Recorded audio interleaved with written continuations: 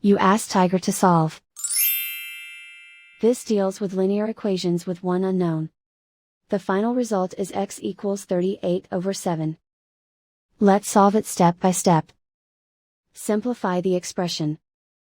Multiply the fractions. Break up the fraction. Find the greatest common factor of the numerator and denominator. Factor out and cancel the greatest common factor. Group the coefficients. Find the lowest common denominator. Multiply the denominators. Multiply the numerators. Combine the fractions.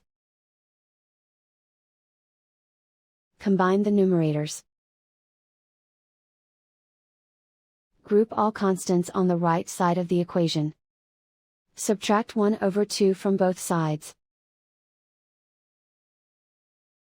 Combine the fractions. Combine the numerators. Reduce the zero numerator. Simplify the arithmetic. Convert the integer into a fraction.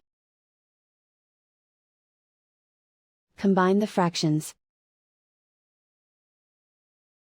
Combine the numerators. Isolate the x. Multiply both sides by inverse fraction 4/7.